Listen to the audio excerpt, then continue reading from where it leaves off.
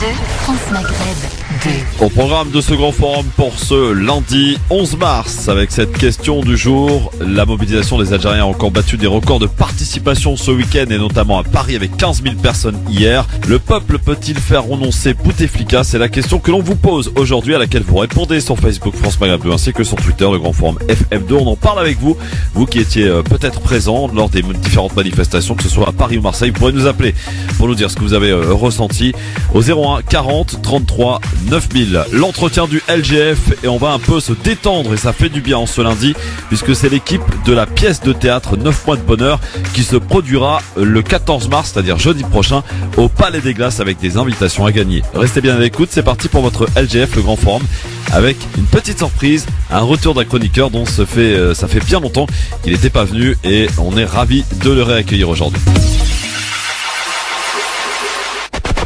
LGF, le grand forum, merci d'être avec nous et un bon début de semaine, une semaine qui commence bien en tout cas parce qu'on a été hier place de la République à Paris et ça fait du bien de voir un peuple aussi spontané, aussi mature, et de voir que ces manifestants hier étaient là par milliers, oui.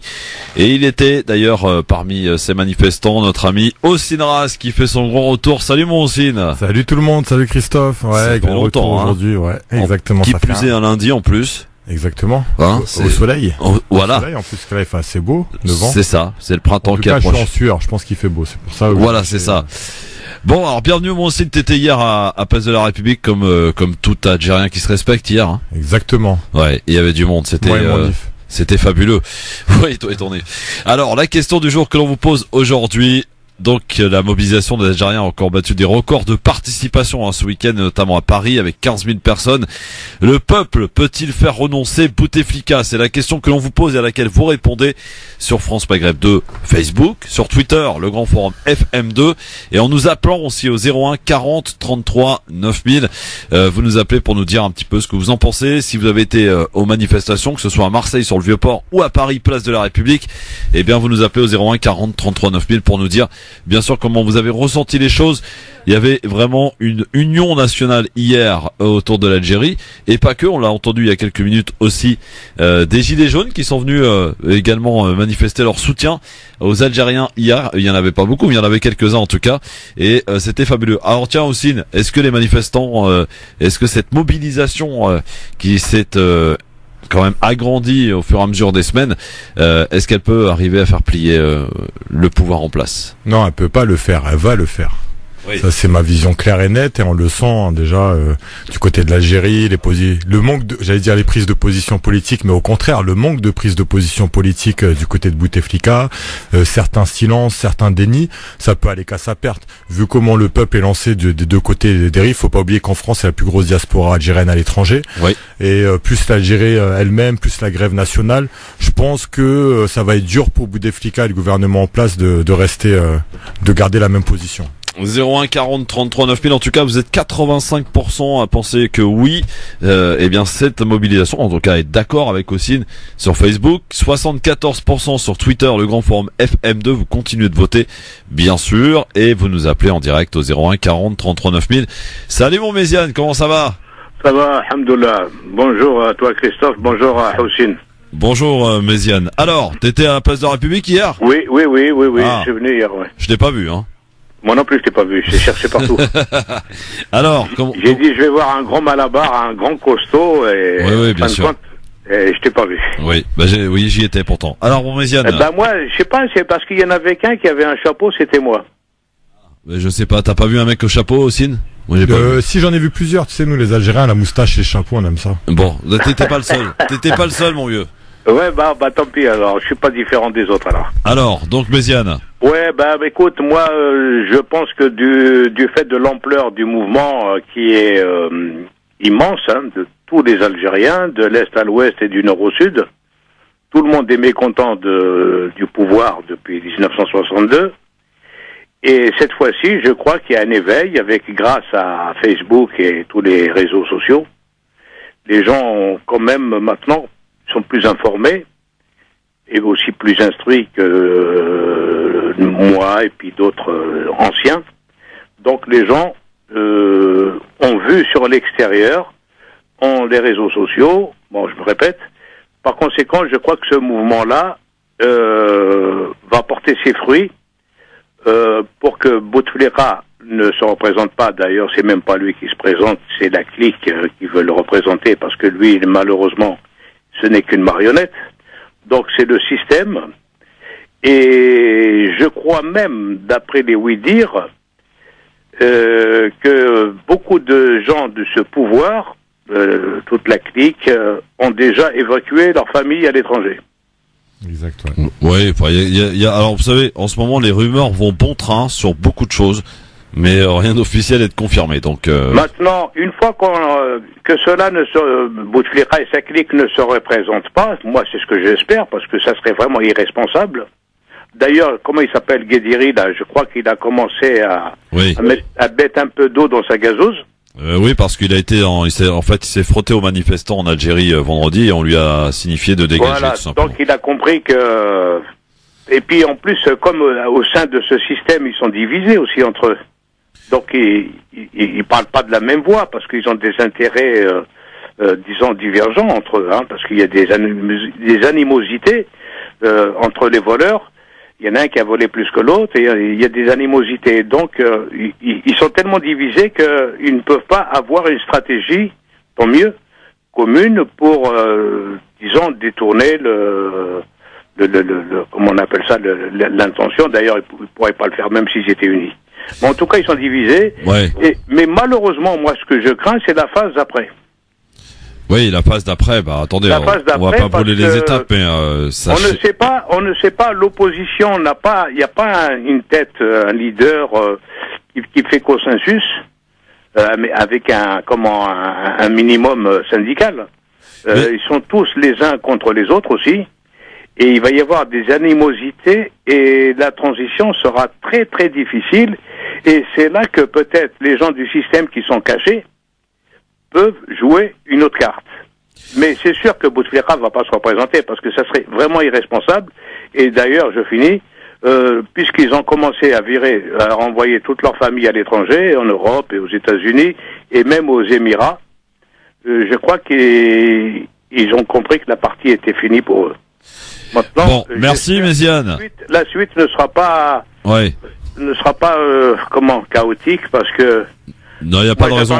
Moi, j'ai aucune crainte là-dessus. Franchement, quand on voit le civisme et le peuple algérien qui sort dans les rues et de la manière dont il sort, moi, j'ai pas de crainte. Mais je parle pas du peuple. Moi, je parle des gens qui veulent prétendre gouverner. Oui. Mais le peuple est vaillant et fait très attention et ne se laissera pas. Il peut être divisé aussi. Malgré tout, là, ils sont unis pour le dégagement du système. Mais après, le tout, c'est d'être unis pour trouver un consensus. C'est là qui est le plus dangereux. Oui. Merci mon Méziane, à bientôt et bonne soirée. Salut. C'est vrai, la suite est importante, mais ne brûlons pas les étapes.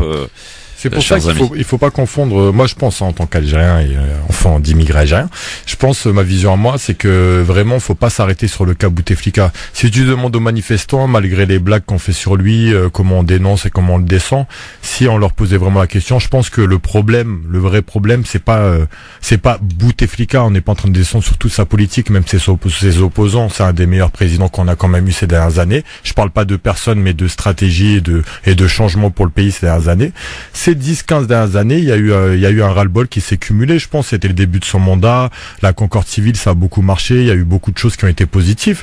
Après, à la suite de sa maladie, il y a eu un système qui s'est empiré, qui s'est aggravé pour toute l'Algérie. Il y a eu des fuites d'argent, du vol. C'est un ras-le-bol collectif. Et les Algériens, c'est pas la chute de Bouteflika qui demandent, c'est la chute du système, une nouvelle république, une nouvelle constitution. En tout cas, je me permets de donner mon avis. Je pense que voilà, il y en a plein qui pensent comme ça. Oui. En tout cas, pourrait nous dire, on nous appelant 01 40 33 9000. Audrey Pronosty, chroniqueuse du LGF, était aussi place de la République. Elle nous ramène ce petit reportage que je vous propose d'écouter. C'est dans un état d'esprit joyeux, détendu et déterminé que les premiers manifestants arrivent dès 11h30. Petit à petit, la place de la République se remplit. On y voit de nombreux drapeaux, aussi bien algériens qu'amazirs. Une cohésion qui ne laisse aucun doute. Tout le monde est venu dans un même but, c'est le cas de Fawzi, doté d'une certaine expérience. Il explique les raisons de sa présence. et bien sûr son point de vue sur la situation en Algérie. Écoutez, moi je suis un monsieur de 60 ans, donc je suis pas tout jeune. Moi je suis ici parce que je trouve que ce qui se passe actuellement en Algérie, c'est un peu la suite des guerres de libération. L'Algérie a son deuxième étape de démocratisation et c'est super important que les gens soient présents en France comme en Algérie. Je suis vachement surpris que les manifestations se déroulent dans un climat aussi calme, avec une telle maîtrise, une telle maturité des habitants, et je pense qu'il faut qu'ils continuent, et on a tous un peu peur de la répression qui va finir par arriver probablement, mais en tout cas on les salue et on les soutient. Sa jeunesse algérienne est top, quand je la vois ici représentée déjà, c'est la même que là-bas, et je pense qu'ils marchent dans les sillons des grandes démocraties et j'ai tout à fait confiance en eux. En effet, un mouvement citoyen synonyme d'espoir pour tout un peuple. La communauté franco-algérienne s'est déplacée en masse. On compte plus de 15 000 manifestants, encore plus que le rassemblement de la semaine dernière. L'ambiance est à la fête et à l'union, comme pour tourner le dos aux décennies noires algériennes du passé. On y aperçoit des hommes, des jeunes, des vieux, des femmes. Amel, 45 ans et mère de famille, a grandi en Algérie jusqu'à la fin de ses études qu'elle a terminées en France. Présente, elle aussi, elle raconte à son tour son ressenti face à cet élan politique. Moi je suis là pour dire qu'on en a vraiment ras-le-bol et ça se voit, d'avoir un pays qui a été confisqué pendant des décennies. Par rapport à l'évolution de ce mouvement, je suis très contente de ce qui se passe, mais à la fois complètement incertaine de l'avenir. Je crois que tout le monde est dans mon cas. On ne sait pas du tout où ce que ce mouvement va mener. Donc on est dans l'attente, on a beaucoup d'espoir. Il nous faudrait des élections libres avec plusieurs partis qui puissent se présenter. Mais les choses, à mon avis, vont être longues. C'est un très très très très bon début et le peuple algérien a démontré qu'il pouvait manifester de manière remarquable en mobilisant tout le monde. Partout dans la foule, la jeunesse, quant à elle, semble être la clé de voûte d'un nouvel avenir, moteur de cette déclaration affirmative d'un non déterminé à la reconduction du 5e mandat d'Abdelaziz Bouteflika. Même à distance, la solidarité et l'investissement restent intacts. Hichem, 21 ans, est étudiant en lettres modernes depuis peu en France. Il pourra donc voter aux prochaines élections. Il expose sa propre vision des choses. Je suis ici à la place de la République aujourd'hui pour une simple raison, c'est-à-dire que c'est par solidarité. Ça fait très longtemps qu'on n'a pas assisté à une marche, en Algérie surtout. C'est une occasion pour nous de voir un peu le monde, de voir un peu un changement. J'ai 21 ans, ça fait 20 ans que le président est en pouvoir. Donc j'ai jamais assisté à notre président, ni à d'autres élections d'ailleurs. C'est toujours truqué, c'est toujours comme ça. Il y a toujours de la magouille partout. Seulement hier, ils ont donné des vacances anticipées pour faire taire le mouvement. Donc c'est une preuve que vraiment ça a de l'écho, ça a de la puissance comme manifestation. J'ai foi. Enfin, lors de cette manifestation, tout comme à l'image de celle qui se déroule en Algérie ou ailleurs, avec force, dignité et honneur pour cette cause, s'il y a bien un maître mot, c'est l'union.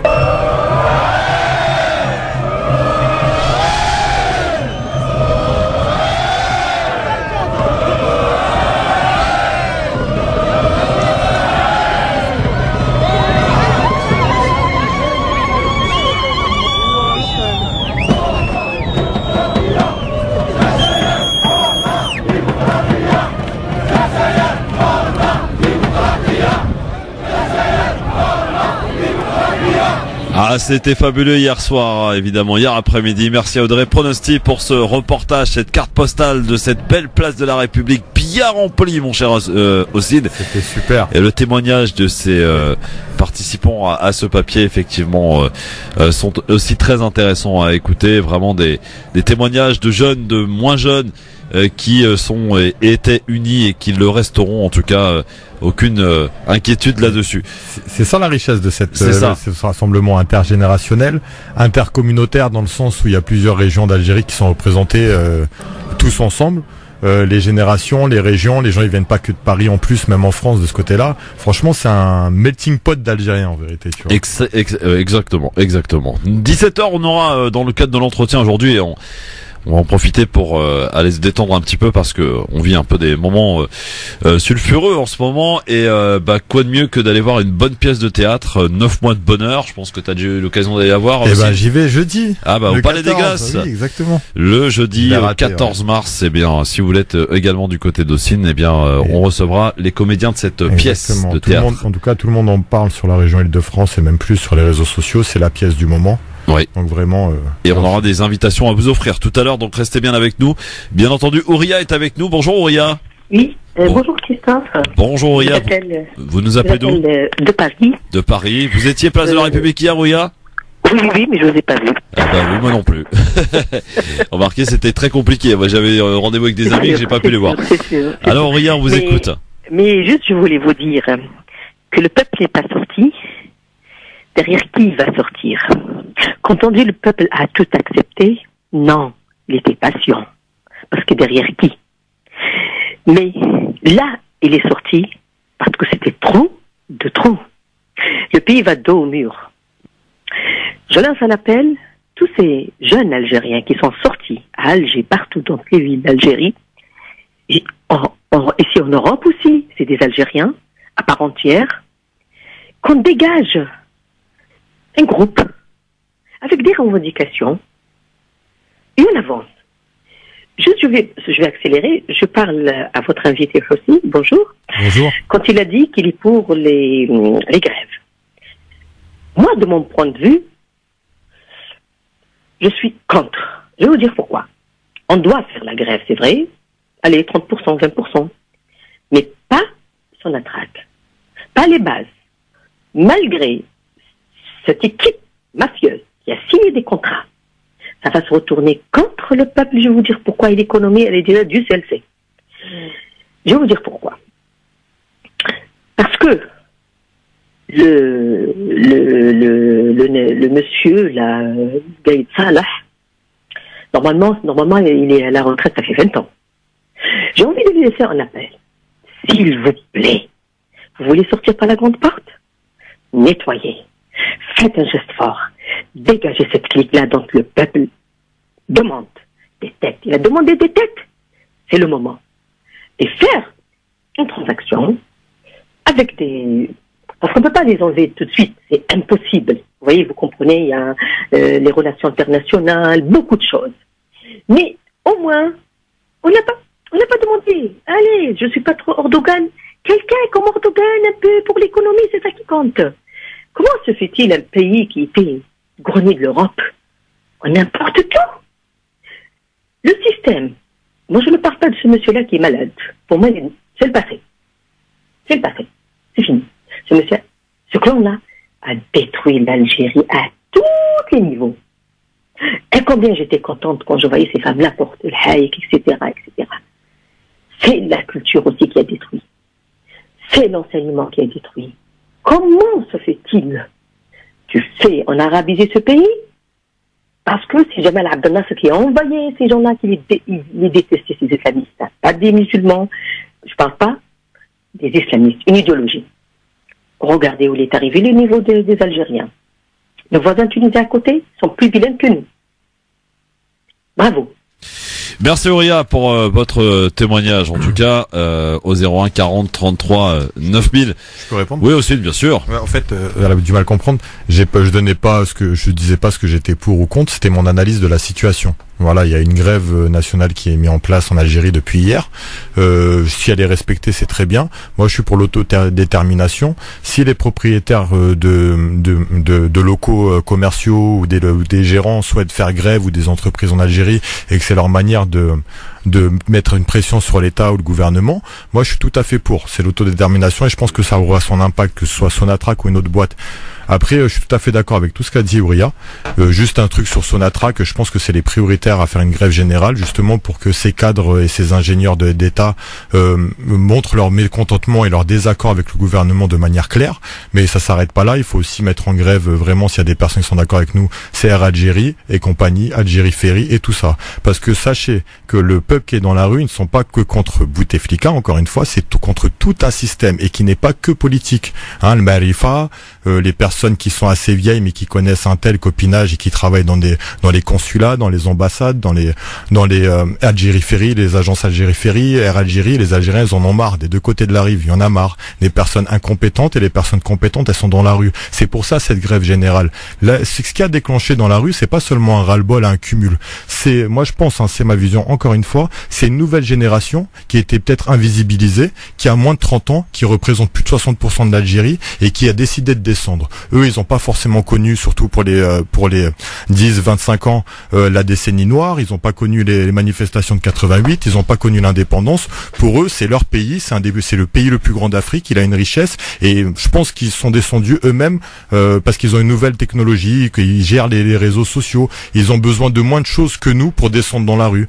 Je pense qu'ils sont là aussi pour appliquer des nouvelles méthodes de manifestation, comme celles qu'on a vues de manière paisible, etc. Je pense que il y a beaucoup de jeunes qui ont contribué à ce que ça se passe bien. Même si c'est une manifestation intergénérationnelle, je veux pas retirer la place des jeunes dans le déclenchement de ces manifestations. Je pense qu'elle y est pour beaucoup en Algérie. Jamel est avec nous au standard 01 40 33 9000. Salut Jamel. Bonjour, j'espère que vous allez tous bien, c'est tous les auditeurs. Eh ben oui, on va bien. T'étais à la place de la République, Jamel, ou pas? Moi, ce que je voulais dire, c'est toutes les bonnes choses ont une fin. Et il faut vraiment qu'ils tournent la page. Ça veut dire il faut tous les dégager. C'est la seule solution. Et après, se réunir, se concerter, puis juger les pays qui ont quand même été complices des détournements de milliards d'euros qui ont disparu en Algérie. Parce que tous les Algériens sont au courant de ce qui s'est passé. En Algérie, c'est pas un secret d'État, hein. Tout le monde est au courant. Sarkozy, il a bien pris 12 millions d'euros dans une valise pour sa campagne électorale, que Bouteflika le donnait en main propre dans son bureau. Tous les Algériens sont au courant. Le seul problème qu'il y a, c'est qu'après qu'ils aient dégagé, il va falloir que les autres rendent quand même des comptes et récupérer les sommes d'argent qui ont été détournées pendant Katselal avec sa fille, 300 millions d'euros. Alors que moi, je demande à faire un transfert de 500 euros pour aider ma famille en Algérie. Et la Société Générale me dit, on fait pas de transfert en Algérie. Alors que dans l'autre sens, la Société Générale a transféré 300 millions d'euros sur un compte en France. Quand même, il y a de l'absurde. Et je ne vois pas comment ils nous annonceraient que les caisses sont vides. On va récupérer cet argent. On va les traquer. C'est clair. Ils ont beau aller sauver où ils veulent. On prendra l'exemple de l'affaire Khalifa. Il a beau s'être sauvé en France après avoir été en Angleterre, on l'a ramené au pays et on l'a jugé. Les autres, ça sera pareil. Il faut absolument qu'on récupère tout le fric qui a disparu. Et ça, on va pas lâcher l'affaire. Je pense qu'il est important qu'on les dégage, que c'est terminé le système. Pour tous les pays qu'on magouillé, par exemple la société Sanofi, là, qui a surfacturé 150 millions d'euros en plus pour les médicaments à l'Algérie. Attends, c'est l'absurde. Et à la fin, elle est condamnée à rembourser 22 millions. Mais c'est une catastrophe, ça. Merci Jamel. Merci mon Jamel, en tout cas pour tes propos. Alors, pour ce qui est de Sarkozy, j'ai jamais eu écho de cette histoire. On sait tous qu'il a visiblement touché de l'argent de Kadhafi. Pour ce qui est de l'Algérie, c'est autre chose. J'étais pas au courant. Aussi, non. Ouais, parce que j'ai changé de micro en fait. Ah oui, voilà, c'est ça. Non, mais je pense que c'est possible, hein. Tu sais, les rétros. Tout est possible, mais après voilà, faut aussi faire attention à beaucoup de choses que l'on lit et que l'on entend, comme les rumeurs qui font leur apparition et depuis longtemps maintenant.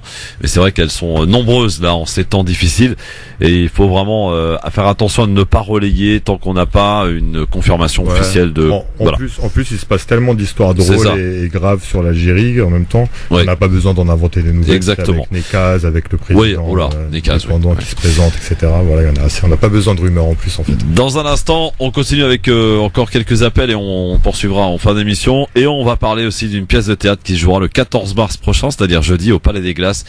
C'est 9 mois de bonheur. 9 mois de bonheur.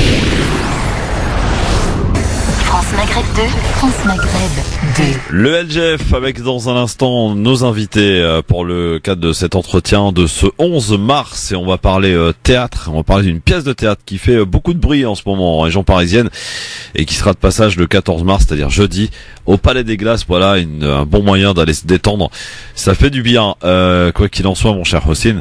On est toujours avec nos auditrices, auditeurs qui sont là et qui attendent patiemment pour intervenir parce que chacun a son avis à donner sur la situation en Algérie. À l'image de Nacera qui nous appelle de Poissy. Bonjour Nacera. Elle nous appelait visiblement puisqu'elle est partie. En ce moment, on pourrait faire une émission que de ça. Ah oui. En ce moment, oui, tu peux effectivement accueillir que les auditrices, auditeurs qui ont envie de s'exprimer sur une situation algérienne, parce qu'il y a beaucoup à dire en même temps. Donc voilà, en tout cas, vous continuez de répondre à la question du jour. Est-ce que ces mobilisations qui se sont multipliées en ce week-end, puisqu'on parle quand même de 15 000 personnes place de la République hier. Tiens, c'est quoi le truc qui t'a marqué hier lors de la manifestation à Paris et au Sine? Est-ce qu'il y a un truc qui t'a marqué en particulier? Est-ce qu'il y a un événement en particulier qui t'a marqué au cours de cette manifestation? Moi, c'est l'impression quand j'arrive à chaque fois de me retrouver au stade. Je sais pas si t'as déjà parti à un match de foot en Algérie. Non, pas en Algérie. En Algérie, c'est quelque chose. Faut vraiment, c'est comme les musées, faut visiter, faut aller voir un match au moins une fois. Et ben quand t'arrives là-bas, t'as l'impression d'être dans le stade. Les chants qui sont repris par tout le monde au même moment. Ouais. La foule qui est côte à côte. Tu verrais t'as vu la statue de la République. Oui, elle a été remplie. Enfin, elle était. Et ben ouais, elle était super remplie. Je sais pas si on est déjà monté aussi haut à un rassemblement, à une manif. Donc ouais, c'est tout ça qui m'a frappé. D'ailleurs, j'ai vu une vidéo tournée à 360 degrés du haut de la statue et c'est là que tu te rends compte finalement que oui, les 15 000 personnes, ils étaient là, quoi. Il y avait un monde incroyable autour de cette place et vraiment, moi qui ai eu l'occasion de rentrer dans la foule et qui n'aime pas du tout en plus ce genre d'exercice, bah là, je me suis pas senti du tout oppressé. Au contraire, c'était chaleureux, c'était familial. Ça a été salué par la presse en majorité en France, par toute la majorité, et même par I24 News, qui est étonnant, tous les journalistes mettent en avant justement la bonne humeur des rassemblements algériens, où voilà, les choses sont prônées, que ce soit en France, en Algérie. En fait, on m'entendait pas depuis tout à l'heure. Si, t'inquiète. Et donc en fait, dans la bonne humeur, quoi, en fait, donc c'est bien. Oui, c'était jovial en tout cas, c'était magnifique. Il y a Jean-Luc Mélenchon qui est venu faire un petit tour. Ouais. Moi, je suis contre, clairement contre, je vais pas le cacher. La semaine d'avant, c'était Coquerel, j'ai rien contre eux humainement, etc. Mais voilà, je pense qu'il faut laisser les gens manifester. Les Algériens eux-mêmes, on a aussi des groupes politiques, on a aussi des mouvements associatifs, etc. qu'on aurait pu brandir ou jouer là-dessus, ou essayer de la récup. Là, ce qui est bien, c'est que ça se fait dans un respect mutuel et total de la part des Algériens. Et là, le fait que Mélenchon insiste, vient hier, Coquerel la semaine d'avant, je pense que j'ai l'impression d'une récupération des Algériens de France pour les prochaines élections, et j'en ai peur. Oui. Même si je suis pas contre, la manif elle est ouverte à tout le monde, bien sûr. C'est mal connaître les Algériens que de croire qu'on les récupère par une simple visite dans une manifestation. En tout cas, c'est la tentative de récupérer. Oui, la tentative, bien sûr. Évidemment, c'est comme les Gilets jaunes, c'est comme autre chose. On va accueillir un dernier auditeur avant d'accueillir nos invités qui sont déjà là en plateau sur France Maghreb 2 pour nous parler de cette pièce 9 mois de bonheur. Quel est votre prénom, cher monsieur? Je l'ai oublié. Fares. Salut Fares, il nous appelle d'où, Fares? De la salle Saint-Cloud. Il était à la place de la République hier? Ah oui, j'ai été avec ma famille, femme et ma petite fille. Ouais. Parce que la dernière fois, si vous voulez, avant les événements, j'ai appelé, j'avais dit que j'avais honte d'être algérien parce que comme il y avait rien qui bougeait, là il y a la fierté qui est revenue. Et franchement, ça fait très très plaisir que le peuple se mobilise, c'est droit. Et moi j'ai un bon espoir pour l'Algérie. J'espère qu'ils vont continuer.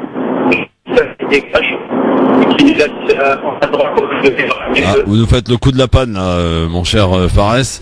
Et en tout cas, on a bien compris. Donc c'est vrai, je me rappelle de vous. Vous m'aviez appelé dans les tout premiers jours des manifestations et en me disant oui, j'ai honte d'être algérien. Je pense qu'une simple visite à la manifestation d'hier et surtout de voir les images qui nous viennent tout droit d'Algérie, où là c'est pas des milliers, c'est des millions de personnes qui étaient dans les rues et qui sont toujours dans les rues. Voilà, ça peut donner évidemment une fierté qui s'exprime davantage. Et Tahia Jazer évidemment. Et on est avec le peuple algérien, bien entendu, et on suivra ça de près. On va continuer d'en parler. Pour l'heure, on va filer au théâtre parce que le théâtre des fois ça fait du bien de changer un peu d'air, de changer un peu d'atmosphère. Et c'est l'heure donc de l'entretien du LGF sur France Maghreb 2. C'est parti. Mon cher Houssine, on reçoit cette semaine des comédiens, puisqu'on va parler de cette pièce de théâtre 9 mois de bonheur que tu n'as pas encore vu et que tu n'as pas encore vécu non plus, mon cher Houssine. Non, pas encore, mais pas encore. Ouais, j'y vais cette semaine. Oui, à la pièce. Oui, exactement. Pour vivre les 9 mois. Oui, d'accord, je comprenais pas. 9 mois de bonheur, il va falloir attendre un petit peu. Je vais pas me répéter, oui, je sais. Oui, bon, je sais. alors, pour en parler avec nous, nous avons Oumar. Bonjour Oumar. Bonjour. Bienvenue Oumar. Vous, alors cette pièce, c'est un peu votre bébé, quoi.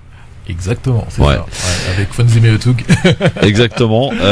Alors également avec nous Malaïka, bonjour. Bonjour. Bonjour Malaïka et bienvenue sur France Maghreb 2 et Ashura.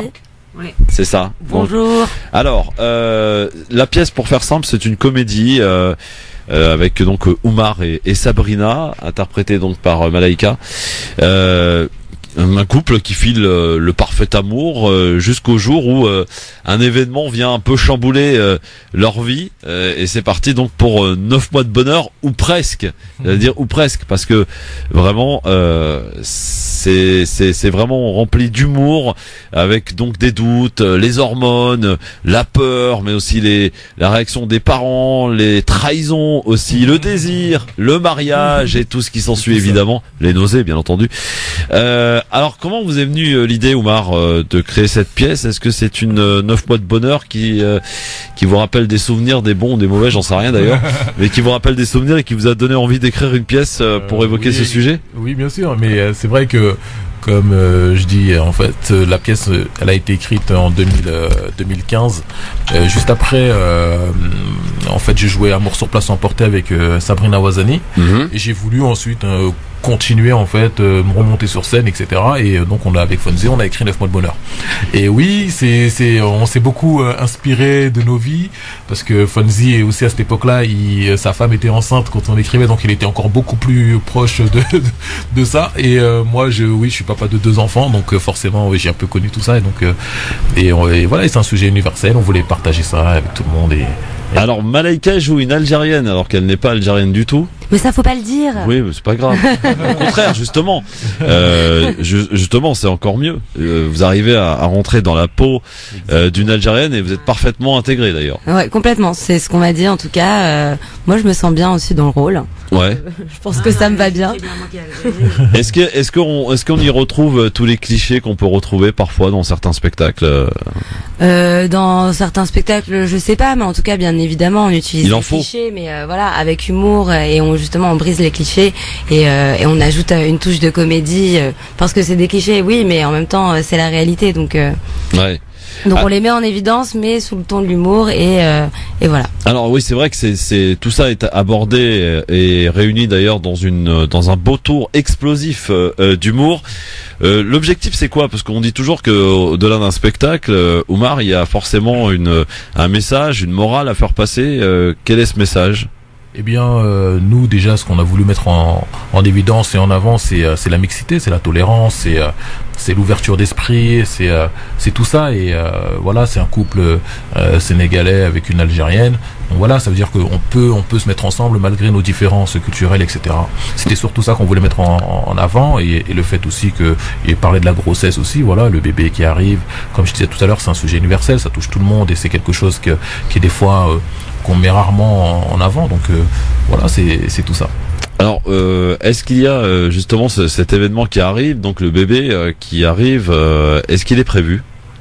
Ah non, c'est une surprise. Ah, d'accord. Évidemment, hein, ça arrive oui. Quand ça arrive, c'est la surprise. Ouais. Et du coup, après, ce qui est certain, c'est que c'est un couple amoureux, mais. Ouais. Est-ce qu'il l'est toujours à l'issue des 9 mois de bonheur? Plus que jamais. Ah ouais. D'accord, formidable. C'est ça, c'est surtout ça. C'est faut montrer l'amour et tout ce qui. Ça reste quand même très positif. Voilà. Une pièce qu'on peut venir voir avec les enfants? Oui. Oui. Oui. Ouais, on peut. Pas de vulgarité, tout ça. Non. Ça, c'est quelque chose que on ne veut pas mettre en avant. C'est parce que voilà, on peut faire rire sans forcément être vulgaire. Oui, ça c'est clair. Au contraire, c'est d'ailleurs tout à votre honneur. Alors, il y a donc les doutes, hein, évidemment, qui apparaissent, notamment du côté de Sabrina pour la grossesse. Pourquoi elle doute, Sabrina? Bah, le doute parce que je pense que ça chamboule une vie quand même. Donc, est-ce qu'on en est capable? Est-ce qu'on va y arriver? Et est-ce qu'on est solide? Est-ce qu'on a un couple solide? Est-ce que je peux compter sur mon partenaire? Est-ce que ma famille va l'accepter? C'est tous ces doutes-là qui sont dans la tête de Sabrina. Vous êtes combien de comédiens sur scène? On est tous les deux. Tous les deux, d'accord. Bon, alors les hormones, tout le monde connaît, évidemment, hein, tout couple qui a déjà eu un enfant connaît. La peur, bah oui, la peur de l'inconnu, parce que c'est le premier enfant, on sait pas comment ça va se passer, est-ce on va savoir s'en occuper, est-ce qu'on pense que son partenaire va être à la hauteur ou pas d'ailleurs, et donc effectivement la peur prend une grande place. C'est surtout Sabrina ou Marc qui a peur dans la pièce? Parce que j'ai l'impression quand même que c'est souvent l'homme qui a plus peur que la femme. C'est souvent les hommes qui ont peur. Bah oui. Oui, forcément, parce que vous savez que nous on est des tapettes un peu. Hein. Parle pour toi, Omar. Hein. Oui, et nous les femmes de l'autre côté, quand on a peur, on a tendance à crier et être nerveuse. Donc voilà. À l'algérienne, quoi. Voilà. Quand on n'a pas peur, on est comme ça. Oui, c'est vrai. Ashura, peut-être un petit mot sur cette pièce. Non, cette pièce, elle est hyper drôle. Vraiment, elle traite de sujets universels, comme il a dit Omar, mais et d'un couple mixte.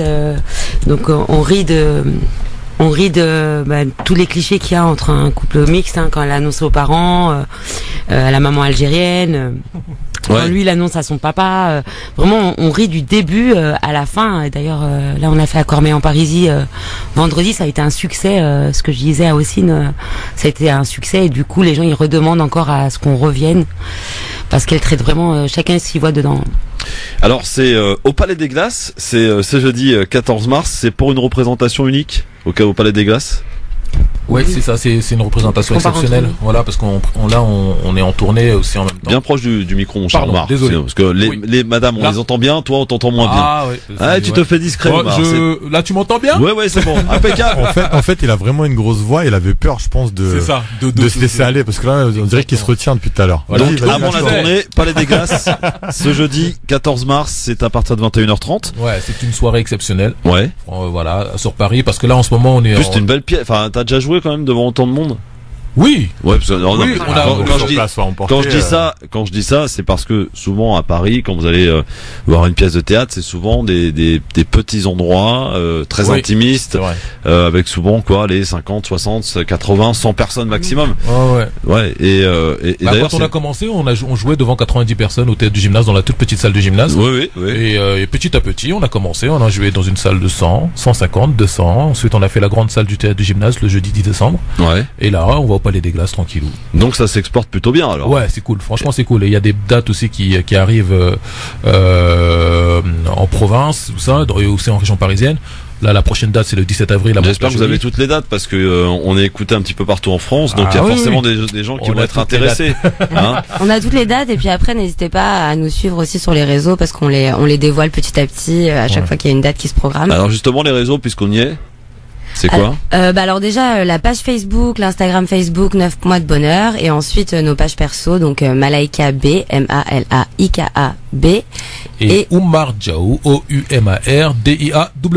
Oumar Diaw, c'est donc l'auteur de le co-auteur. Ouais, le co-auteur avec de cette pièce de théâtre 9 mois de bonheur. Ouais. Ça vous a pris combien de temps pour écrire un truc comme ça? On a écrit ça entre l'écriture et la mise en scène 5 mois. 5 mois. Ouais, c'était presque 9 mois, quoi. Presque. Est-ce que ça nécessite beaucoup de préparation? Il y a beaucoup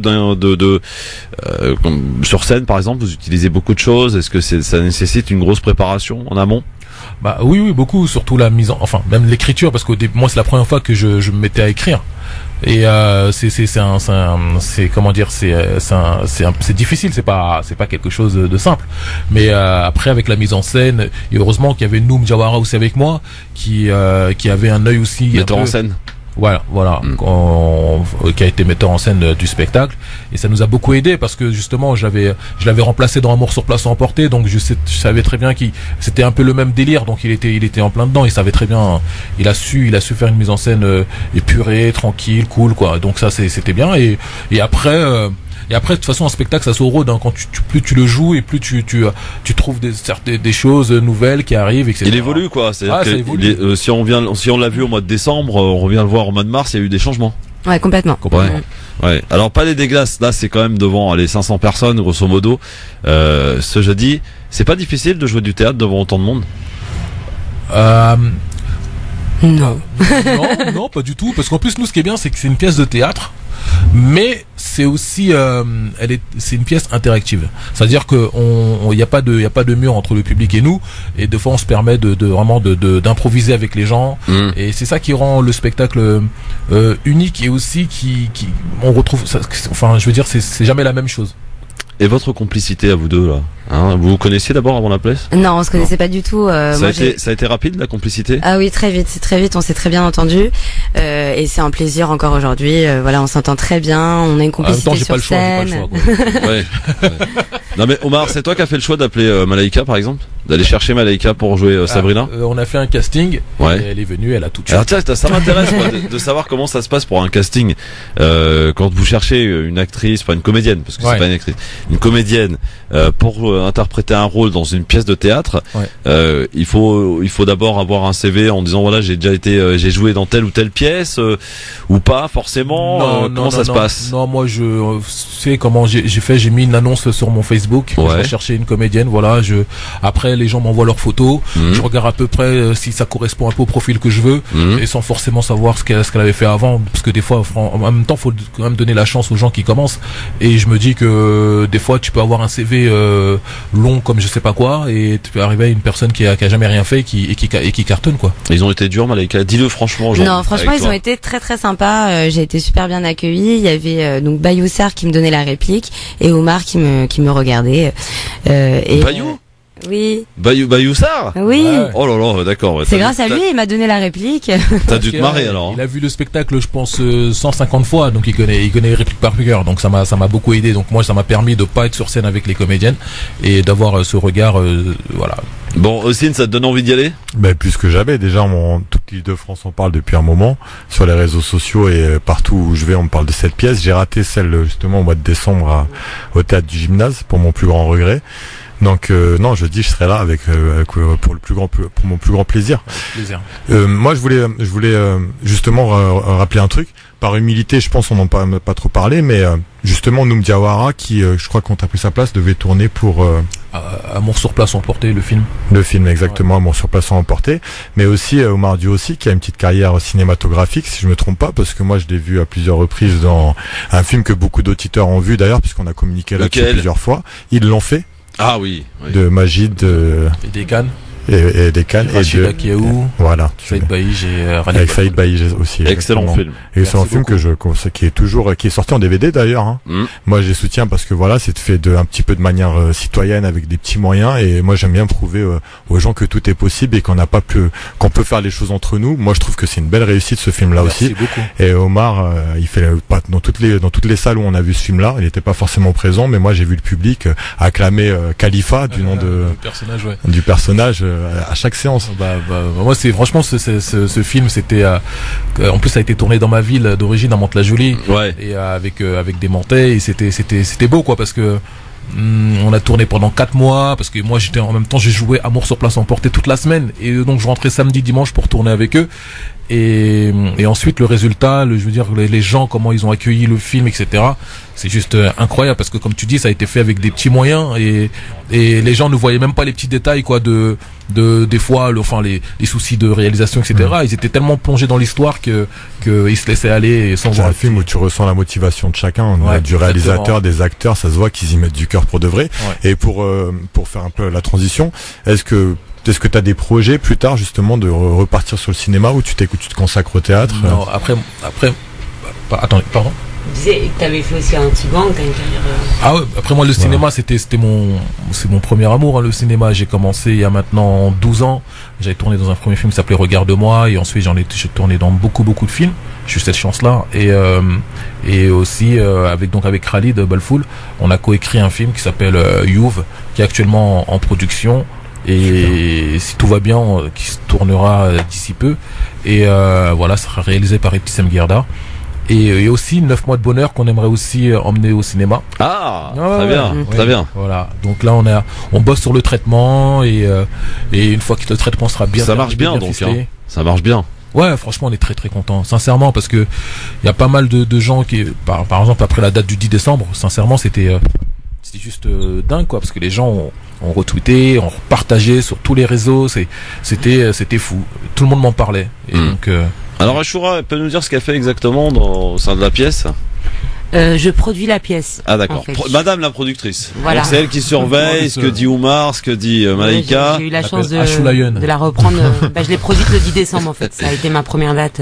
D'accord. Alors en tant que productrice, c'est comment ça se passe justement pour exporter une pièce pareille? Est-ce qu'on vous appelle? Est-ce que d'ailleurs je sais pas comment ça marche. C'est les associations qui vous sollicitent? C'est des salles directement? C'est quoi? Je contacte, mais j'ai la chance d'avoir un bon réseau et d'amis élus et qui la veulent. D'ailleurs, je les ai invités le 10 décembre, donc chacun a voulu la prendre. Ouais. Donc j'ai commencé comme ça, puis après on reçoit des appels, effectivement, des demandes. D'accord. Donc voilà. Bon, alors le Palais des Glaces, c'est quand même une belle opportunité qui est offerte donc à cette pièce pour qu'un public parisien puisse venir en masse, j'allais dire partager un peu de bonheur, de joie, pour changer un peu les idées, quoi. En plus avant le week-end, c'est jeudi soir, hein, c'est vrai, c'est jeudi soir. C'est jeudi soir. Mais évidemment, ça va faire du bien pour finir la semaine tranquillement avec beaucoup d'humour. Ça en garantit le rire, c'est assez sûr, ils repartiront très. J'espère, parce que le lendemain on bosse. Non mais ça je le garantis. Ouais, c'est ça. Venez faire vos abdos à 9 mois de bonheur. Voilà, venez faire vos abdos, ça peut faire maigrir pour ceux qui veulent commencer à éventuellement penser à faire des régimes. Voilà, on sait jamais. En tout cas, Oumar et Sabrina interprétée par Malaika. Parle-nous un peu de toi, Malaika. D'où tu viens Moi, je suis parisienne et à la différence d'Oumar, moi j'ai plutôt un parcours plutôt théâtral et je souhaite donc accéder au cinéma et pour ça j'ai fait aussi pas mal de courts-métrages. Je sors d'une école moi. Donc je suis sortie de l'école il y a 3 ans. On apprend le cinéma à l'école? Ouais. Ouais. Oui, complètement. Cinéma, théâtre, c'est une bonne formation. Oui, le théâtre, oui, mais oui, mais le cinéma aussi parce qu'on se filme, le jeu devant la caméra, on apprend des textes, on travaille sur des textes qu'on a vus, sur des films cultes, sur plein de choses. Et ensuite, on sort de là et effectivement, moi, je me suis directement baignée dans le théâtre. J'ai créé une compagnie avec des amis où on jouait dans Paris. J'ai écrit ma pièce aussi, mon seul en scène. J'ai joué et ensuite j'ai rencontré Oumar. Donc je continue dans cette voie-là. Le théâtre, c'est quelque chose que j'adore et que j'ai envie de garder toute ma vie, mais effectivement le cinéma, pourquoi pas, j'ai vraiment envie de toucher à ça, quoi. C'est quoi la principale qualité pour être une bonne comédienne? Je pense que c'est la volonté et la passion. Parce que c'est un métier pas facile et je pense qu'il faut vraiment être acharné et être passionné pour se battre pour pouvoir en vivre.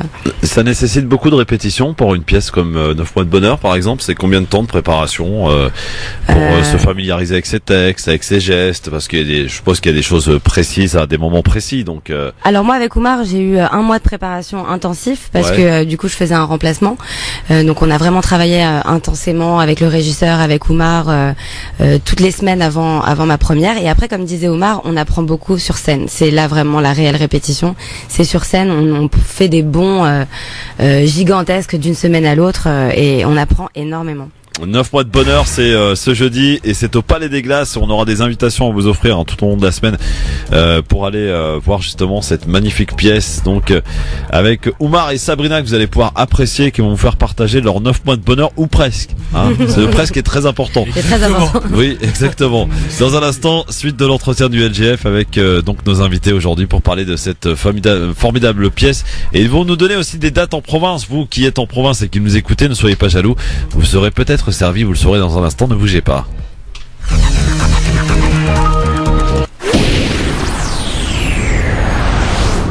France Maghreb 2, France Maghreb 2.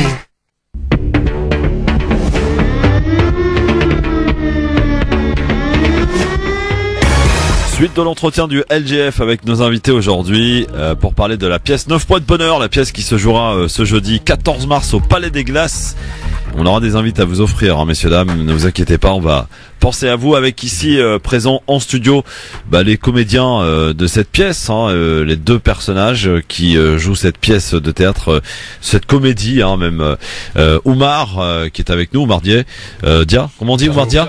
Diao, Oumar Diao, et Malaika Belliard, c'est ça? Oui, c'est ça. Voilà, Malaika Belliard qui joue le rôle de Sabrina, une Algérienne avec un Sénégalais. C'est le couple que compose donc cette pièce. Et donc quand arrive cet événement que tout couple légitime souhaite peut-être fonder une famille.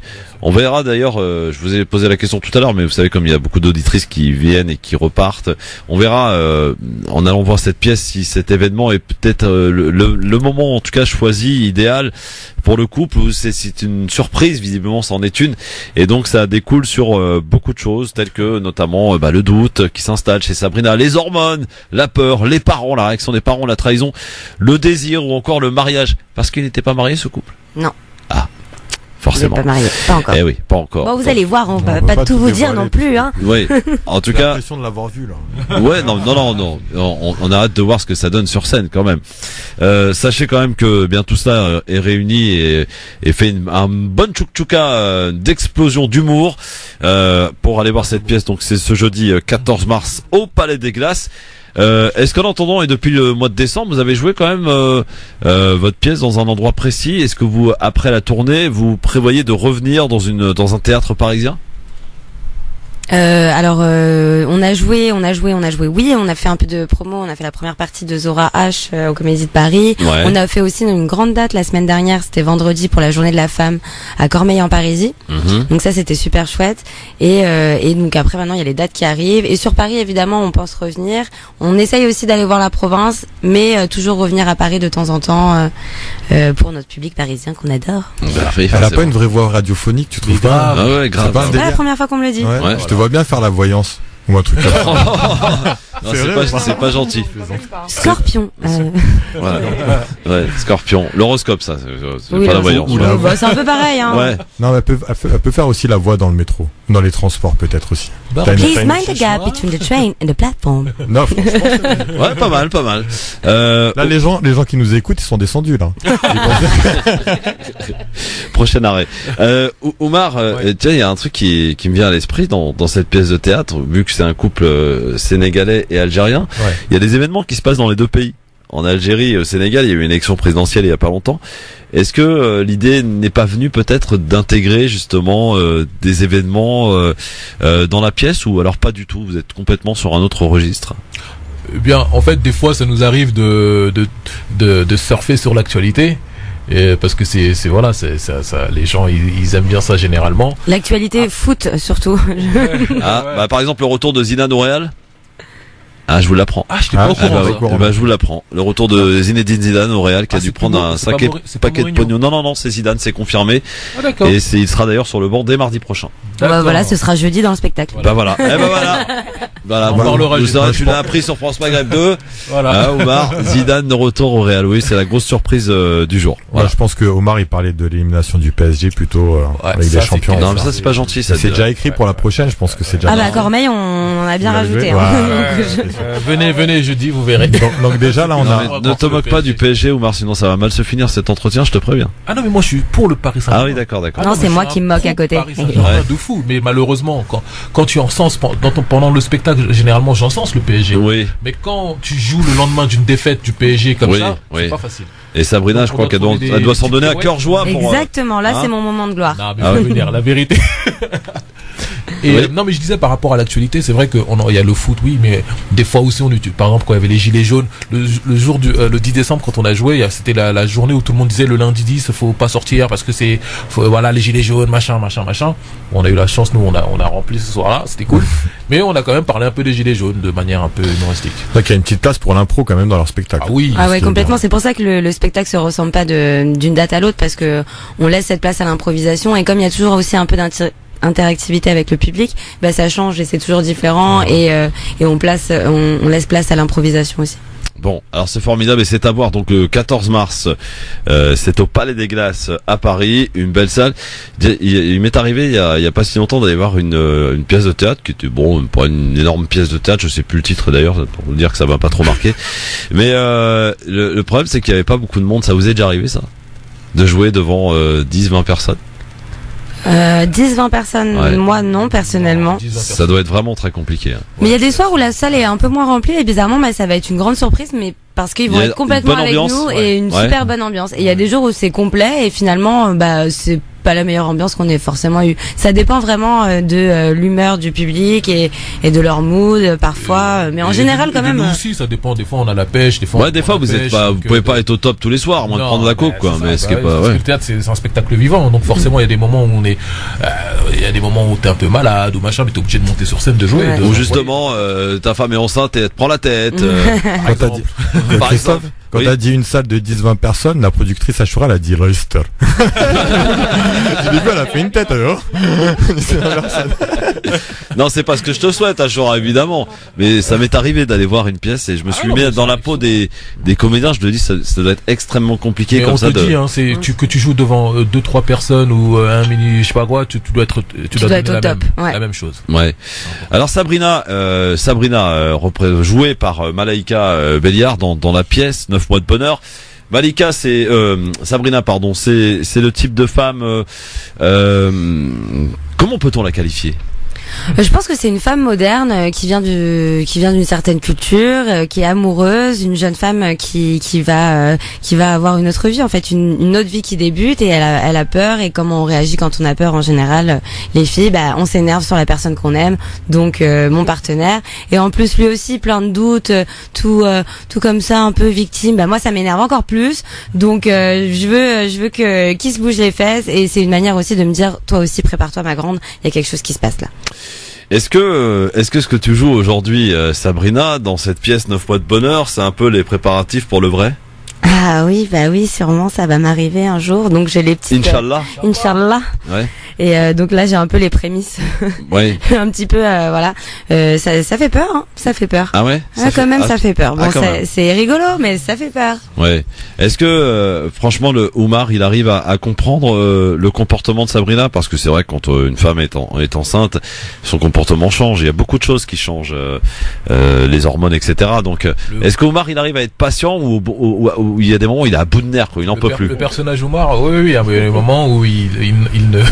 C'est pas qu'il comprend pas, c'est juste que ça le dépasse aussi. Donc il est aussi en panique aussi lui-même. Donc et quand il voit sa femme changer comme ça devant lui, il se dit mais les hormones, ça vous rend comme ça, c'est incroyable. Et puis ça change physiquement aussi, hein, parce que oui, c'est vrai. Voilà, les kilos les kilos, tout ça. Bon après, mais bon. Est-ce que vous vous grimez justement, puisque tu es censé être enceinte, je sais pas, c'est une question bête peut-être, mais je sais pas, vous mettez un faux ventre, un truc comme ça, oui? Vous vous grimez bien sûr, évidemment. Il y a une métamorphose physique, c'est très important ça. Ouais. Parce qu'une femme enceinte, c'est plus pareil. Au début c'est la classe et après c'est. Au début c'est une femme d'affaires qui se transforme en énorme baleine en djellaba. Voilà. Bon, très bien. Alors Omar, pour ce qui est de la pièce donc qui va entamer une tournée en province. Il y a des grandes villes, hein, je crois, j'ai cru voir Bordeaux, Toulouse, Lyon, Marseille. Bah alors il faut nous le dire à nos auditeurs de Marseille, si vous avez une date à nous donner, c'est aujourd'hui. Hein.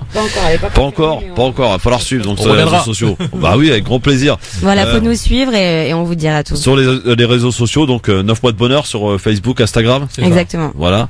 Et aussi, il faut se mettre sur Twitter, les amis. Alors Oumar est sur Twitter. Ouais. Bon, alors Oumar sur Twitter, c'est quoi ton? C'est Oumar Diao, toujours pareil. Oumar Diao. D'accord. Voilà. On suit, on follow les amis et on encourage bien sûr. Et c'est jeudi donc le 14 mars au Palais des Glaces, à ne surtout pas louper. C'est à partir de 21h30, donc après la journée de boulot. Voilà. Après s'être pris bien la tête avec le chef, et bien l'occasion de décompresser en compagnie de Sabrina, qui va peut-être nous stresser aussi, hein, si on se met dans le personnage, dans la peau d'Oumar. Elle peut être agaçante des fois, Sabrina, non? Oui, j'imagine qu'elle est un petit peu agaçante, mais en même temps attachante, parce que ça peut vous rappeler votre maman, ça peut vous rappeler votre sœur ou une amie qui est tombée enceinte, quoi. C'est attachant de voir cette femme qui tout d'un coup ne sait plus quoi faire, son corps change, son mari a peur, elle a peur aussi. Faut l'annoncer aux parents, faut assumer devant tout le monde. Et puis mine de rien, il y a quand même quelque chose qui grandit à l'intérieur de son ventre, donc il y a tout ça à prendre en compte. Et je pense que oui, elle est agaçante mais attachante aussi. Je pense que la partie réaction des parents doit être un grand moment de la pièce. Oui. Ouais. Des deux côtés, hein. Ah ouais. Mais ça, faut venir.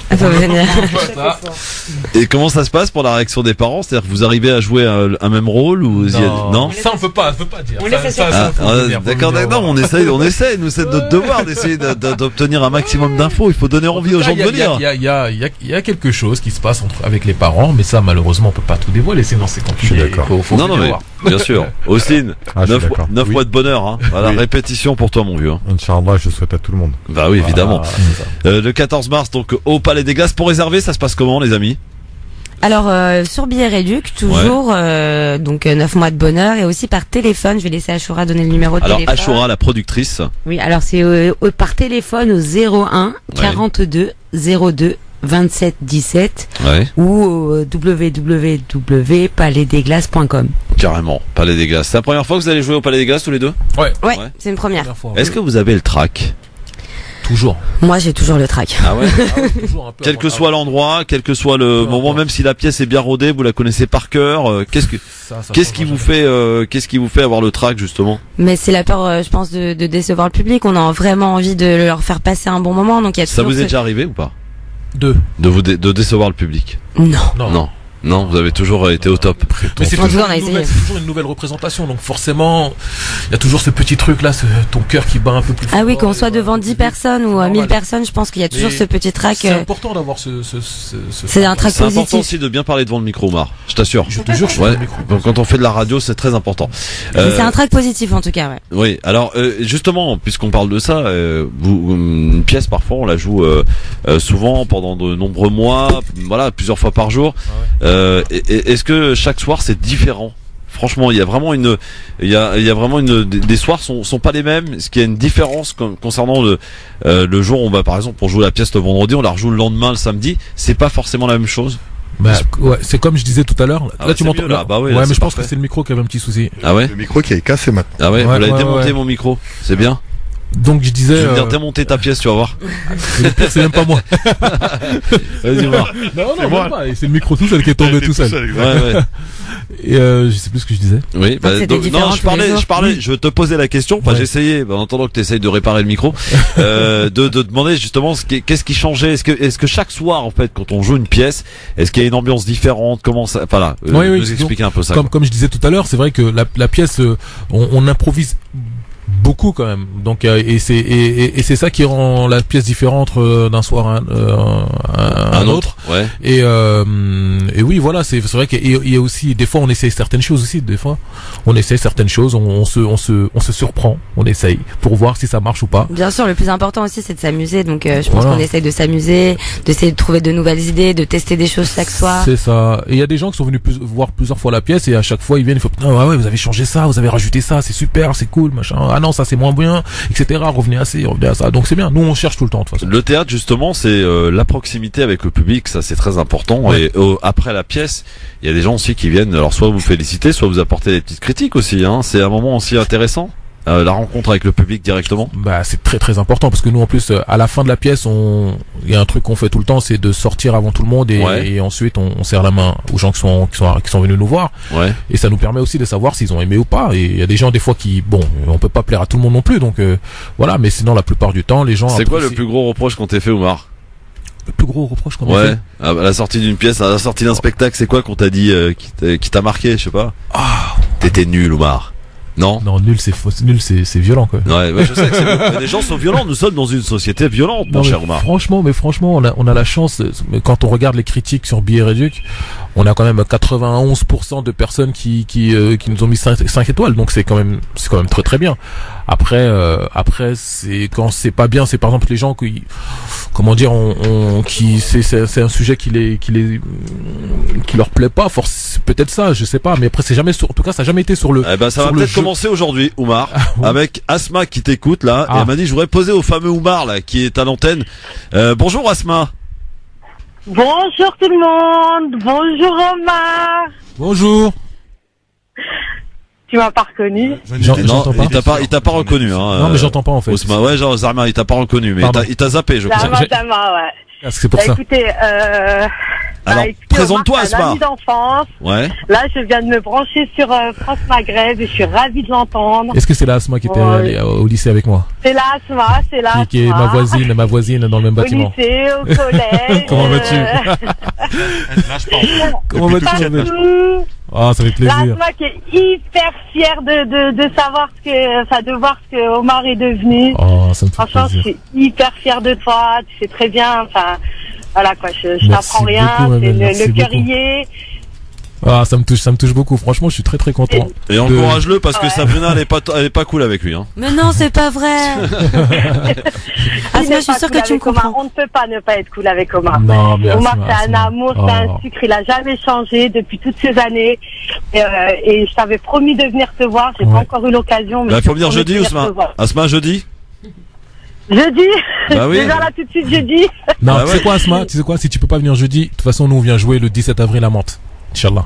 C'est vrai, voilà. 17 avril. Ouais. Voilà, note la date. Le 17 avril à Mantes-la-Jolie. Mais tu joues, Omar? On va jouer au CAC, l'espace Georges Brassens. Eh ben écoute, c'est validé, 17 avril, on va essayer de s'organiser ça. Voilà. Et puis, non mais non, il faut pas s'organiser, il faut y aller, Asma, faut venir. Elle va venir.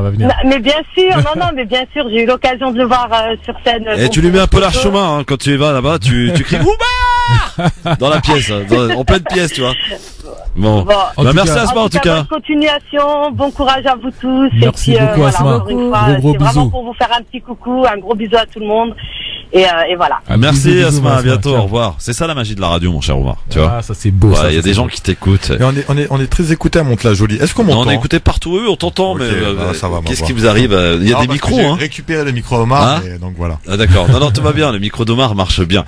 Donc c'est ce jeudi au Palais des Glaces.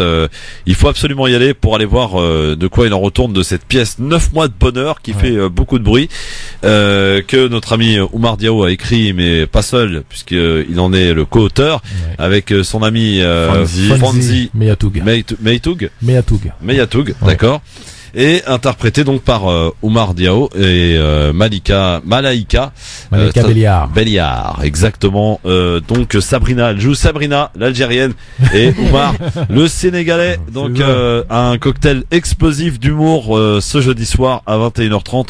On a des invites à vous offrir, on va vous en offrir quelques-unes tout au long de la semaine, mais il faut vraiment y aller. Donc c'est maintenant sur Billet Réduc que ça se passe. C'est le numéro de téléphone, madame la productrice, s'il vous plaît. Oui, alors c'est le 01 42 02 27 17.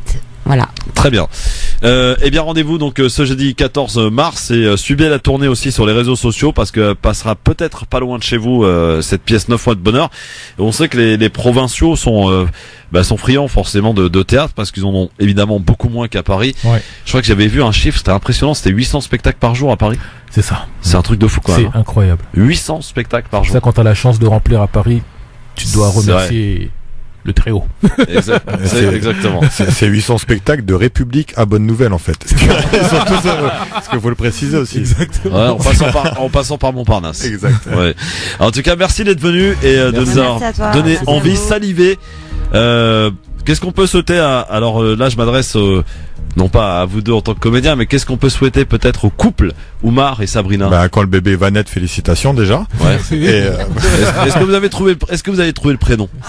Justement, ça c'est une grande histoire. Ça c'est une grande histoire que vous allez découvrir jeudi. Ouais. Ah, j'imagine. Il y a plein de choses à découvrir. Est-ce que Sabrina finalement arrive à jouer la femme parfaite, c'est-à-dire à essayer d'obtenir le maximum de la part de sa moitié? Non, moi je pense que vous c'est savez les être deux. convaincante quand vous voulez. Hein. Oui. Moi je pense que c'est les deux finalement qui apprennent à gérer la situation et finalement arrivent à se mettre d'accord. Il y a forcément un qui l'emporte sur l'autre. Oui. C'est moi. Oui. Voilà. Ah oui, ça. En même temps, ça ne pouvait pas être autre chose. Exactement. Merci à vous tous merci en tout cas d'être venus. Merci beaucoup. Et je vous souhaite bien plus que 9 mois de bonheur avec cette pièce. Merci à vous. Merci Amine. Dans un instant, on reprend la direction du standard avec vous, chers amis auditrices, auditeurs, et direction l'Algérie, 1, 2, 3, viva l'Algérie. Tahia Jazer, bien sûr, avec cette situation que nous suivons de près, au lendemain de cette manifestation, de cette mobilisation, du côté de Paris, mais aussi à Marseille, il y avait du monde sur le Vieux-Port hier. France Maghreb 2, France Maghreb 2. LGF, le grand forum, merci d'être avec nous. Donc n'oubliez pas et allez-y. Franchement, c'est ça donne en tout cas très envie d'aller voir le 14 mars, c'est-à-dire jeudi prochain 21h30. Ça se passe donc au Palais des Glaces. N'hésitez pas à réserver vos places sur le site du Palais des Glaces, mais aussi sur Billets Réduc pour aller encourager, voir et vous détendre en compagnie d'une bonne pièce de théâtre. Donc pour aller voir les 9 mois de bonheur ou presque de Oumar et de Sabrina dans la pièce donc 9 mois de bonheur. Merci d'être avec nous en direct, toujours avec Osinras au 01 40 33 9000. Vous êtes là avec cette question du jour que l'on vous pose aujourd'hui. La mobilisation des Algériens a encore battu des records de participation ce week-end, et notamment à Paris avec 15 000 personnes hier. Le peuple peut-il faire renoncer Bouteflika? C'est la question que l'on vous pose aujourd'hui et à laquelle va tenter de répondre peut-être Nassira qui nous appelle au 01 40 33 9000. Bonjour Nassira. Bonjour Christophe, bonjour à votre invité aussi et à tous les auditeurs. Bonjour. Alors moi je voulais rebondir sur ce qu'avait dit notamment votre invité aussi lors d'une intervention dans votre émission concernant Bouteflika. Moi je partage avec lui son point de vue qu'il a été un des meilleurs présidents algériens, avec notamment Boumedienne, même si on se rend pas compte de tout ce qu'ils ont pu faire pour l'Algérie, mais aussi en termes de politique étrangère. Ils ont aidé beaucoup d'autres pays, notamment à acquérir l'indépendance, comme le Venezuela à leur époque, mais aussi comme d'autres pays qui étaient sous l'emprise économique des Européens. Donc pour moi, c'est vraiment un très bon président, Bouteflika, comme Boumedienne. Donc, je dirais Boudiaf aussi, malheureusement, Rabbi Rahmo, il n'a pas pu le montrer, mais il s'est attaqué de front, à la corruption, et on sait quel est le résultat. Paix à son âme. Boutef a essayé aussi, puisque c'est ce qui l'a cloué dans son fauteuil, suite à un AVC, quand il a appris que son frère était trempé dans la corruption. Je trouve dommage que Bouteflika termine son dernier mandat qui a été de trop, qu'il termine ce mandat dans cette situation où il est utilisé comme une marionnette. Et je voudrais saluer la maturité et le sens des responsabilités et du civisme des Algériens qui ont montré qu'ils étaient tout à fait conscients et tout à fait capables de réagir à cette tentative de manipulation par l'entourage du président, et de le faire de manière pacifique, de manière intelligente, de manière très civile. Vous avez raison, Nassira. Il y a une pancarte moi, que j'ai vue hier, je sais pas aussi si tu l'as vue, c'était non aux militaires, non aux salafistes. Oui, tout à fait. Et moi, j'ai envie de rajouter non à l'ingérence des puissances étrangères, parce qu'on sait qu'il y a eu plusieurs tentatives de déstabilisation de l'Algérie par d'autres puissances économiques, les USA pour ne pas les citer, mais pas seulement, les Israéliens aussi, qui sont pas récentes, mais qui ont existé. Et il faut toujours se méfier, parce qu'on sait qu'ils essaient toujours de remettre la main sur un pays qui a des ressources, notamment pétrolières, mais aussi en gaz et d'autres ressources. Donc il faut que les Algériens restent très très très vigilants. Ils le sont. Comment ? Ils le sont visiblement d'après ce qu'on voit. Tant mieux. Qu'ils ne se divisent pas surtout, qu'on n'essaie pas de jouer avec les régionalismes. Moi je suis de telle région, moi je suis de telle région. Il y en a, moi j'en ai entendu certains qui disaient vive l'indépendance de ma région. Je ne citerai pas laquelle, mais bon, il faut vraiment être très très attentif, et j'espère. Ça leur a donné tort hier ce qui s'est passé à la République. Je pense que Sine va être d'accord avec moi, parce que hier il y avait, on va dire, allez, grosso modo, plus de 55%, voire 60% de Kabyles, et on n'a pas du tout ressenti ce côté régionaliste. Bien au contraire, ça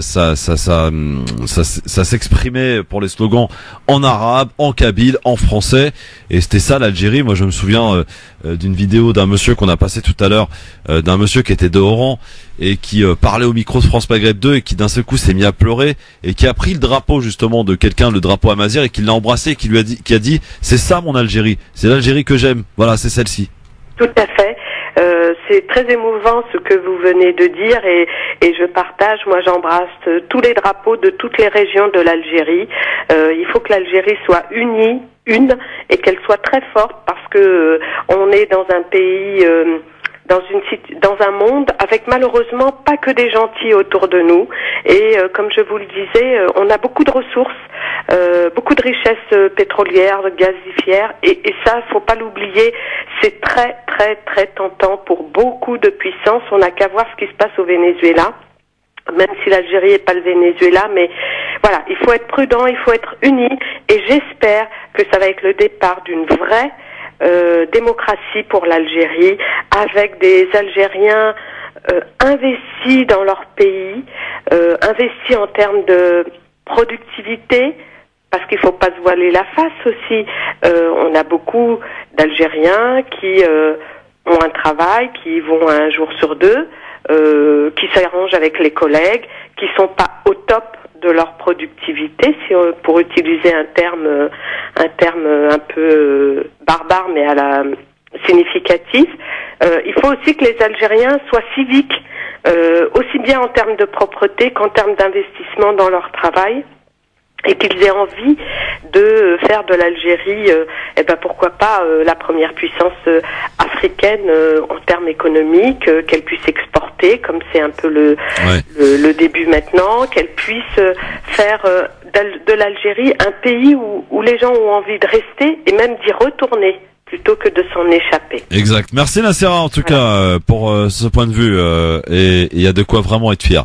01 40 39 000. On sait qu'on a manifesté même à Montréal sous une tempête de neige incroyable, où les Algériens sont sortis pour dire non au 5e mandat, et au départ du système, on voyait les pauvres, ils étaient sous la neige, vraiment dans le froid de ouf, et à Montréal ils étaient tous là. On a manifesté aussi en Allemagne, on a manifesté un petit peu partout dans le monde finalement, là où il y a des Algériens, et y compris aussi à Tunis. Il y a eu des manifestations justement en solidarité avec les Algériens, et les Algériens aussi de Tunis qui ont manifesté. Enfin voilà, ça fait vraiment plaisir à voir. Ossine. Ouais, je sais plus, c'est ce micro là. Voilà. Vas-y, ouais. Non, en fait, moi ce qui m'a marqué le plus, tout à l'heure tu me posais la question, mais en vérité justement c'est le nombre.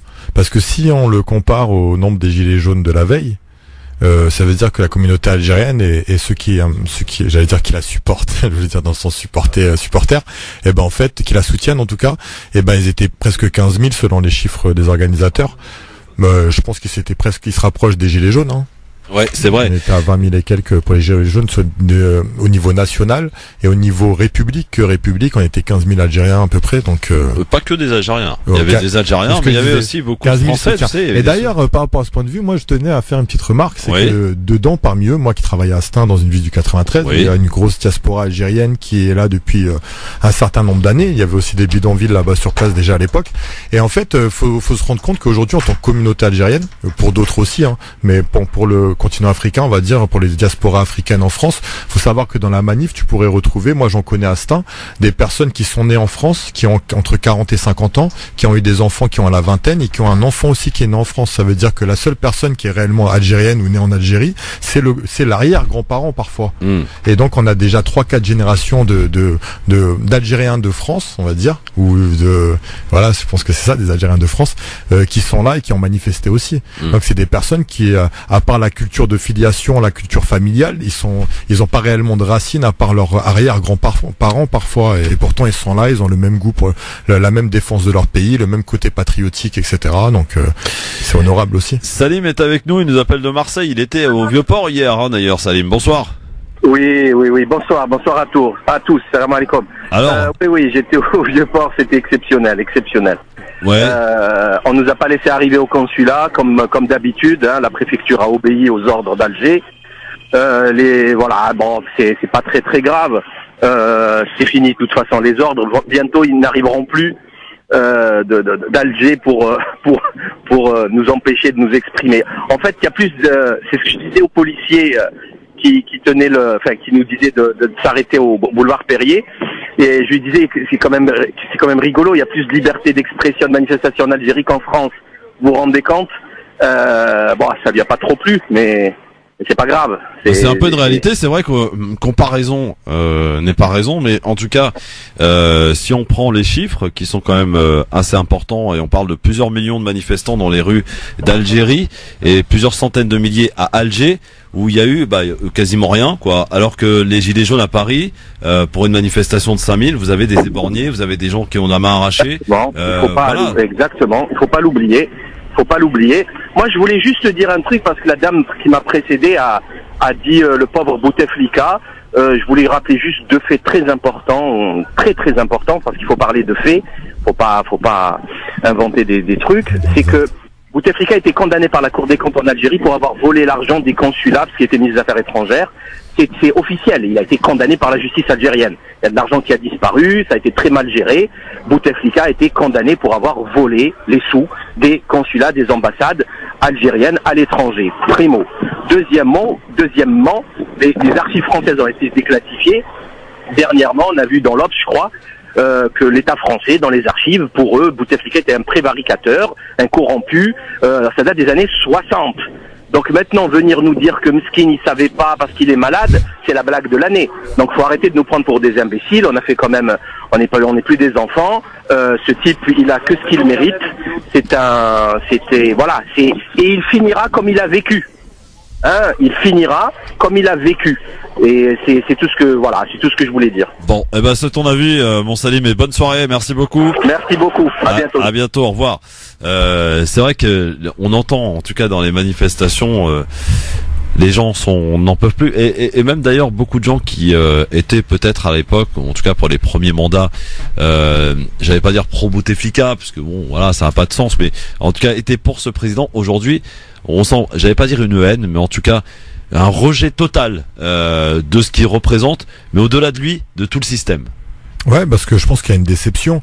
Je pense que la jeunesse et les personnes qui ont voté Bouteflika et qui étaient super pro Bouteflika, parce que moi, même en Algérie, je voyais très bien, même en France, d'ailleurs, quand tu parlais à quelqu'un de Boutef, non, c'est le top, c'était le top niveau, etc. Et là, ils l'encensait de mille et une façons. Ouais. Mais en vérité, je pense qu'il y a une déception. C'est-à-dire, en fait, je pense que le peuple algérien ne pensait pas qu'il était possible qu'il se représente à un 5e mandat. C'est une manière de dire, ouais, vous êtes bête. Je me représente quand même. Et ça, c'est un dégoût. Ils l'ont ressenti comme une humiliation. Il a été transformé en rejet. Ouais. Et le rejet, il est descendu dans la rue. Humiliation, c'est le mot qui revient. Humiliation, c'est vraiment le mot. Après, il y a eu des ministres qui ont dit des phrases vraiment, mais hard. Et on a eu entendu des personnes du gouvernement dire que Allah a envoyé Bouteflika pour sauver l'Algérie. C'est vraiment en fait, ils se disent, voilà, l'opium du peuple, c'est la religion, c'est le football. On va utiliser ces moyens-là. On va construire des stades partout. Voilà, le peuple, il va s'éteindre, il va s'étouffer le temps qu'on continue nos magouilles. Mais le peuple algérien, on est plein en Afrique des peuples comme cela, comme le Sénégal d'ailleurs, et d'autres où c'est des personnes conscientisées quand même. C'est un peuple qui est conscientisé, qui est politisé, qui a une culture très large et qui s'intéresse beaucoup au monde de l'information, etc. Donc voilà, on peut pas faire ça. Un peuple conscientisé, on peut pas lui faire ça. Et il n'y a pas eu de slogan religieux du tout. Enfin, moi, j'en ai pas entendu. Ouais. Voilà, c'est vraiment. Bon, en tout cas, on continue d'en parler parce qu'il risque de se passer des choses. Ça risque de bouger là, puisque Bouteflika est rentré en Algérie. Ça, c'est une chose qui reste a priori confirmée. En tout cas, ça a été annoncé par la présidence. Donc hier soir, le retour de Bouteflika en Algérie, qui devrait, selon le communiqué de la présidence, annoncer des décisions dans les tout prochains jours. Il pourrait y avoir d'ailleurs quelques postes qui risquent de sauter pour certains. Enfin voilà, il va y avoir du changement, des tentatives de vouloir calmer le peuple. Comment vont-ils le faire? Comment cela va-t-il se traduire? Eh bien, réponse, j'allais dire, parce que ça change beaucoup. Donc, on verra quelle est la stratégie adoptée par le pouvoir en place pour essayer de calmer la population. Et mercredi, il y a justement l'annonce officielle des vrais candidats, absolument. Des candidats officiels. Le Conseil constitutionnel qui va valider les et là, on dossiers. Se pose deux questions. La question de Nekaz, puisque même ça reste une blague. C'est son cousin ou son cousin? Ouais, de son cousin, exactement. Normalement, la logique voudrait qu'il y ait tromperie. Oui. Donc, il y a impossibilité qui se présente puisque les personnes qui ont signé, ils ont signé pour l'autre, Rachid Nekaz et pas lui. Donc, je pense qu'il y a quand même tromperie et ils laisseront pas passer. Et deuxième cas, c'est celui de Bouteflika qui s'est pas présenté lui-même. Alors que la Constitution. Il y a un vide juridique aussi là-dessus. D'accord. Oui. D'ailleurs, Ali Guideri non plus ne s'est pas présenté lui-même. D'accord. Voilà. Donc il y a un vide juridique qui existe, et moi qui pensais effectivement que le candidat devait en particulier se présenter en personne. Non, il y a rien qui lui oblige. Et est-ce qu'il y a eu, comme ils avaient dit, le rapport des médecins genevois par rapport à, parce que voilà, il y a aussi ça la Constitution. Oui. Si le président ne peut pas assumer le rôle de président, oui, ça va pas passer. Et qui, pour remplacer Bouteflika en cas d'incapacité ou d'un problème éventuel, c'est le président du Sénat algérien. Exactement. Voilà. Bon, eh bien, on reste demain, on sera là en tout cas dès 16h pour continuer de suivre cette actualité qui nous occupe et qui j'allais pas dire nous inquiète. Non, nous inquiète pas. Au contraire, elle nous enthousiasme. Elle nous fait bien plaisir. Et tant pis pour ces quelques abrutis du RN. Parce que j'en ai vu un, on va même pas le citer parce qu'il ne vaut pas le coup. Qui dit les Algériens s'ils veulent manifester, ils ont qu'à aller manifester chez eux. Ils ont manifesté chez eux, à Paris, en France, et ils ont même nettoyé d'ailleurs. Mais à savoir, bizarrement, toute l'année, la République a des manifs de tous les pays du monde. Oui, mais l'Algérie, ça l'emmerde. Bizarrement, encore une fois, l'Algérie, ça lui reste en travers de la gorge. Ah ouais, c'est clair. Mais voilà. Bon. Et ils sont pas prêts de partir parce qu'ils sont chez eux. Donc tant pis pour toi mon ami. Bonne soirée, restez bien à l'écoute. Merci mon Houssine. Ouais, rendez-vous aux auditeurs jeudi soir au Palais des Glaces. Exact. Parce que j'y serai aussi avec Omar Dio, Malaika, Choura et toute l'équipe. Il y aura du monde, je pense. Ouais. Et puis peut-être lundi prochain. Avec plaisir s'il y a une place pour moi. Ah oui. Oui, absolument. Toujours une place pour toi, mon Houssine. Bonne soirée. Restez bien à l'écoute de votre radio France Maghreb 2. Évidemment, c'est là que ça se passe. C'est la seule et unique radio qui vous offre de la liberté au quotidien au travers de l'émission. Votre émission, Le Grand Forum. 18h01. Et c'est Marc Salbert pour l'actualité. Bonsoir, Marc. France Maghreb 2. France Maghreb 2. Pour ensoleiller et accompagner vos journées et vos nuits.